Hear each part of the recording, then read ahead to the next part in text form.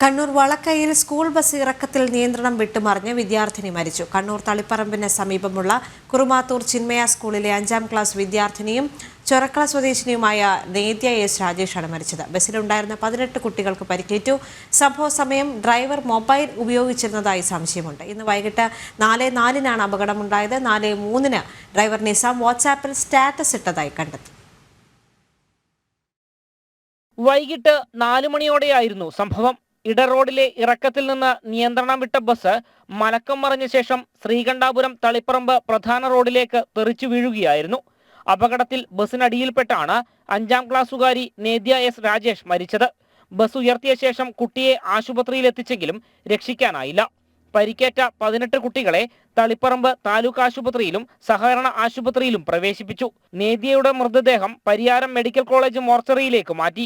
അപകടം എനിക്ക് രാത്രി കുട്ടികളെ ഇറക്കിയിട്ട് ഇങ്ങോട്ട് വരുന്നതാണ്. അന്നേരം ചവിട്ടി കെട്ടിയിട്ടുണ്ടാവില്ല, അത് നമ്മൾ കണ്ടിട്ടില്ല. വണ്ടി മറിഞ്ഞ ശേഷം ഞങ്ങൾ കാണുന്നത്. അങ്ങനെ വന്നതാണ്, ഓടി വന്ന് അങ്ങനെ കണ്ട്. പിന്നെ അതിനുശേഷം നോക്കുമ്പോൾ ഒരു കുട്ടി അടിപ്പെട്ടത് നമ്മൾ ശ്രദ്ധയിൽപ്പെട്ട് അങ്ങനെയാണ് കുട്ടീനെ അവിടെ നിന്ന് എടുത്തിട്ട് ഞങ്ങൾ കൊണ്ടുപോകുന്നത്. പോകുമ്പോൾ ഏകദേശം ഒരു പകുതി വെച്ചിട്ട് കുട്ടി മരണപ്പെട്ടു പോയതിന്. കുട്ടിക്ക് ചെറുതായിട്ട് പരിക്കുണ്ട്, ചില കുട്ടിക്ക് തലക്ക് ഇതെല്ലാമായിട്ട് പരിക്കുണ്ട് കാണാൻ. അമിത വേഗവും ഡ്രൈവറുടെ പരിചയക്കുറവും അപകട കാരണമായെന്നാണ് പ്രാഥമിക നിഗമനം. ഡ്രൈവറുടെ ഓവർ സ്പീഡാണെന്ന് അതേപോലെ CCTV ദൃശ്യം കണ്ടു. അതിലും അത്യാവശ്യം മനസ്സിലാവുന്നത് ഡ്രൈവർ നല്ല സ്പീഡിലായിരുന്നു. വാഹനം ആ ഒരു ടേണിംഗ് അശാസ്ത്രീയമായ രീതിയിലുള്ള ടേണിംഗ് ആണ്. ആ രൂപത്തിലാണ് അവിടെ റോഡിന്റെ ഡിസൈൻ ഉള്ളത്. അപകടം നടന്ന സമയത്ത് ഡ്രൈവർ നിസാം മൊബൈൽ ഉപയോഗിച്ചതായും സൂചനയുണ്ട്. അപകടം നടന്ന അതേ സമയത്ത് തന്നെ നിസാമിന്റെ വാട്സപ്പിൽ സ്റ്റാറ്റസ് പ്രത്യക്ഷപ്പെട്ടിരുന്നു.